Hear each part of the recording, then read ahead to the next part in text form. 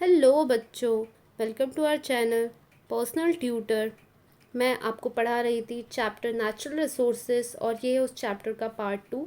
हमने ये पढ़ लिया था कि नेचुरल रिसोर्सेज क्या होते हैं और हमने एयर और एटमॉस्फेयर के बारे में पहले पढ़ लिया था। अब हम पढ़ते हैं water. You will see that it is almost impossible for us to spend even a single day without water. We need to drink 3 to 4 liters of water every day so that all our bodily functions run smoothly. Other living things also require water, although the amount of water they need may vary according to the size of their body. Thus, we see that water is very important.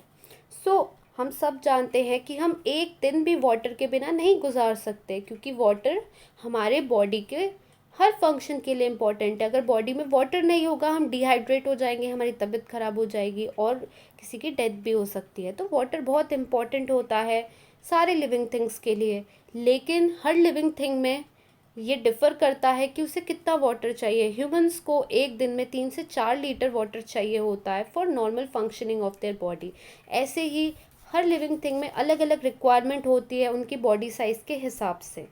If hydrogen gas Burns in air, it combines with oxygen and water is formed. We have learned about some characteristics of water in the previous standard. तो water का formation क्या होता है? जो hydrogen gas होती है वो air में बर्न होती है और वो ऑक्सीजन से मिल जाती है, तो इससे H2O मतलब वाटर फॉर्म होता है। तो ये चीज़ हम देख सकते हैं यहाँ पे 1.5 में distribution of water on the earth. Ground water, ice and water in other forms water available for drinking, ये सब बहुत कम अमाउंट में है। पर सीज एंड ओशंस के जो वाटर है वो कंप्लीटली भरे हुए हैं। सीज और ओशंस में 97% ऑफ वाटर होते हैं और सिर्फ 2.7% ऑफ द वाटर जो बचते हैं वो होते हैं available for drinking.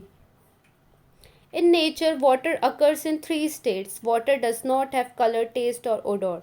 Many substances readily dissolved in water. Therefore, water is a universal solvent. The blood of animals and sap in plants contain a very high proportion of water. No living things can survive without water. Therefore, it is said that water is life. तो क्या होता है nature में जो water होता है वो 3 states में आता है। क्या कौन से 3 स्टेट्स में आता है? सॉलिड, लिक्विड और गैस। इन 3 स्टेट्स में आता है। वाटर का कोई कलर नहीं होता, कोई टेस्ट नहीं होता और ना कोई स्मेल होती है। वाटर किसी भी चीज़ में आराम से मिल जाता है, इसीलिए उसे यूनिवर्सल सॉल्वेंट कहा जाता है। जो एनिमल का ब्लड होता है और जो सैप होता है प्लांट्स में, उसमें बहुत हाई प्रपोर्शन ऑफ वाटर होता है और कोई भी लिविंग थिंग वाटर के बिना सर्वाइव नहीं कर सकती, इसीलिए कहा जाता है that water is life. We cannot use all the water on earth because sea water is salty. Some water in the frozen state, a very small quantity of water is available for drinking, yet it is not enough for all living things. हम जितना भी water हमारे अर्थ में available है सबको use नहीं कर सकते। क्यों नहीं कर सकते? क्योंकि हमने देखा 97% ऑफ वाटर जो अर्थ में अवेलेबल है वो तो सी वाटर है, और उसके बाद कुछ वाटर क्या है, आइस की फॉर्म में फ्रोज़न है नॉर्थ पोल्स में, और उसके बाद बहुत कम क्वांटिटी ऑफ वाटर हमारे पीने के लिए बचता है और वो वाटर भी इनफ नहीं है।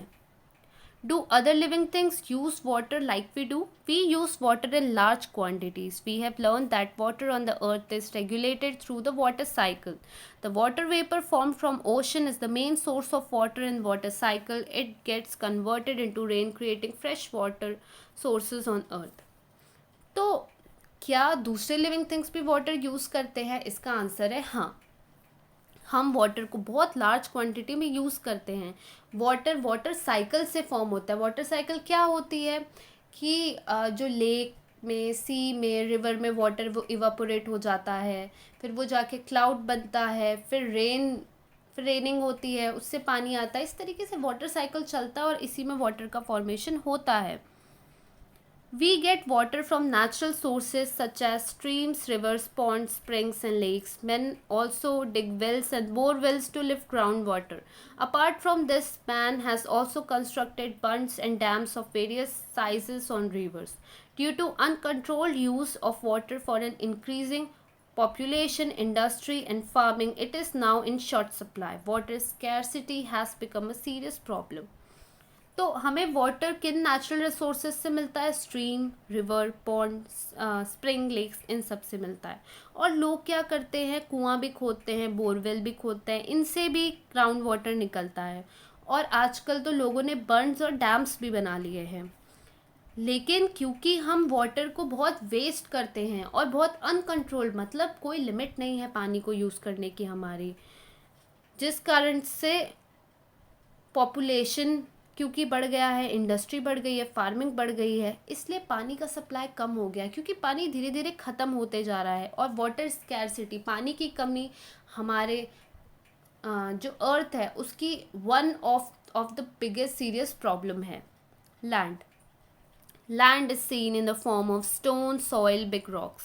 It is not flat everywhere. It is hilly in some places and flat in others. All terrestrial animals, including man, live on land. Some terrestrial dig burrows in the ground for shelters. This means that they use land for fulfilling their needs.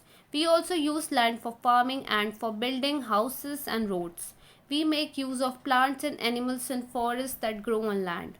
The minerals, crude oils, and natural gas obtained from the earth are very important for us. It means that land is an important resource. Let us see exactly what land is made of. तो land क्या होता है? Land होती है ज़मीन, जो हम हर दिन देखते हैं, जिस पे हम चलते हैं, जिस पे हम रहते हैं. लैंड को हम स्टोन के फॉर्म में भी देख सकते हैं, सॉइल के फॉर्म में भी से देख सकते हैं, और क्या है, बड़े बड़े रॉक्स के फॉर्म में भी देख सकते हैं. हर जगह लैंड फ्लैट नहीं होती है, ये जगह जगह जगह पे डिपेंड करता है. कहीं पे हिली एरिया होता है, कहीं पे फ्लैट होता है, कहीं पे थोड़ा उबड़ खाबड़ होता है. और हर तरह के जो टेरेस्ट्रियल एनिमल्स होते हैं, जो लैंड में रहने वाले एनिमल्स होते हैं, वो इस पे एग्जिस्ट करते हैं. कुछ एनिमल्स ऐसे होते हैं जो गड्ढे खोद के लैंड के अंदर अपना घर बना लेते हैं. इस तरीके से वो लोग हर वे से लैंड का यूज़ करते हैं. और हमें लैंड की ज़रूरत फार्मिंग में, घर बनाने में, रोड्स बनाने में भी लगती है. और प्लांट्स भी लैंड में ही ग्रो करते हैं. एनिमल्स को भी लैंड चाहिए अपने शेल्टर के लिए. Mineral, crude oil, natural gases, ये सब लैंड के अंदर से ही हमें मिलते हैं. इसका मतलब है लैंड बहुत इम्पोर्टेंट रिसोर्स है हमारे लिए. तो हम क्या देख रहे हैं? Layer of the mixture in the bottle. पहली है ड्राई लीव्स, फिर है सॉइल, फिर है सैंड, फिर है स्मॉल स्टोन, फिर क्या है? Big stone. तो ये लेयर हैं. रियलिटी में यही लेयर होता है लैंड का. नीचे बिग स्टोन होता है, स्मॉल स्टोन होता है, सैंड होता है, सॉइल होता है, फिर ऊपर पेड़, ड्राई लीव्स, एक्सेट्रास होते हैं. The land on earth also looks like this. If a pipeline is being laid in your neighborhood, observe carefully the pits dug for this purpose. You will see some layer under the land surface as shown in accompanying figure. If the land has mature soil, the topmost layer is formed by decomposition of the remain of plants and animals. This layer is called humus. It is usually found in dense forest. तो हमें क्या बताया जा रहा है कि जो land होता है, अगर वो मैच्योर सॉइल है तो उसका जो सबसे टॉप मोस्ट लेयर होगा वो किससे बना होगा? प्लांट्स और एनिमल्स के डिकम्पोज होने के बाद वो फॉर्म हुआ होगा, और उसे ह्यूमस कहा जाता है.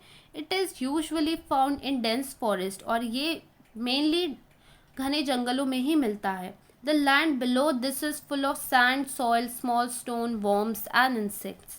Soil and pieces of bedrock are found below this layer of land. और जो लैंड होता है उसमें सैंड होता है, सॉइल होता है, स्मॉल स्टोन्स होते हैं, वर्म्स होते हैं, इंसेक्ट्स होते हैं. सॉइल और जो पीसेस ऑफ बेड रॉक होता है, ये लेयर होते हैं लैंड के. Further below this layer, the proportion of soil decreases and that of rock increases. This is the layer of bedrock. The main minerals in the soil are derived from these rocks. That is why soil is in different region is different. The color and texture of soil are both determined by the bedrock. तो जैसे कि ये जो picture दी है, मैं आपको इसमें समझा सकती हूँ. सी जो ऊपर लेयर है, वो ऊपर लेयर किसकी है? ह्यूमस की है. यहाँ पे decomposition of plants and animal से लेयर फॉर्म हुई है। फिर आता है सॉइल। सॉइल के बाद है इमेच्योर सॉइल। इमेच्योर सॉइल मतलब यहाँ पे थोड़े बहुत स्टोन होंगे और ज़्यादा सॉइल होंगे। फिर layer of soil and small rocks, यहाँ पे सॉइल भी होगा और छोटे छोटे पत्थर भी होंगे। और फिर जैसे हमें एक्सप्लेन किया गया है कि सबसे नीचे होता है बेड रॉक, यहाँ पे सिर्फ स्टोन होगा, यहाँ पे कोई सॉइल नहीं होगा। और ये जो बेड रॉक होता है यहीं से हमें वेरियस मिनरल्स मिलते हैं। The process of soil formation, soil formation कैसे होता है? The soil on the land is found by a natural process. The abiotic components of soil are supplied through the weathering of the bed rock. जो soil of the land है वो एक natural process से form होता है। जो abiotic components of soil होते हैं ये किससे बनते हैं? वेदरिंग ऑफ बेड रॉक से, मतलब बेड रॉक जब टूट टूट के सॉइल बनता जाता है उससे ये फॉर्म होता है। Due to the heat, cold and water of the sun, wind and rain respectively, the bed rock breaks down into pieces. Stone, sand, and soil are formed from these pieces. Microbes, worms, and insects are found among them. Rodents like mice and rats are also found here. The root of trees growing on the land also help weathering of rocks. The process of soil formation is slow and continuous. It takes about 1,000 years for a 2.5 centimeter thick layer of mature soil to form. तो हमें क्या बताया गया है कि soil form होने का जो प्रोसेस होता है ये बहुत ही धीरे, बहुत ही स्लो प्रोसेस होता है। ये कैसे फॉर्म होता है? वेदरिंग ऑफ बेड रॉक से। जो बेड रॉक है वो जो पत्थर है वो जब टूटते जाते हैं, क्यों टूटते हैं? ड्यू टू हीट, कोल्ड और वाटर, ठीक है, और विंड और रेन, इन सब चीज़ों के कारण ये बेड रॉक छोटे छोटे पीसेस में टूटते जाते हैं और ये क्या बन जाते हैं? स्टोन, सैंड और सॉइल बन जाते हैं। फिर इनमें माइक्रोब्स, वर्म्स, इंसेक्ट्स रहने लग जाते हैं और रोडेंट्स जैसे माइस और रैट्स भी इसमें रहने लग जाते हैं। और फिर इनमें जो ट्री के रूट्स होते हैं वो भी ग्रो करने लग जाते हैं और वो भी वेदरिंग में हेल्प करते हैं, वो भी पत्थरों को तोड़ तोड़ के सॉइल बनाने में हेल्प करते हैं।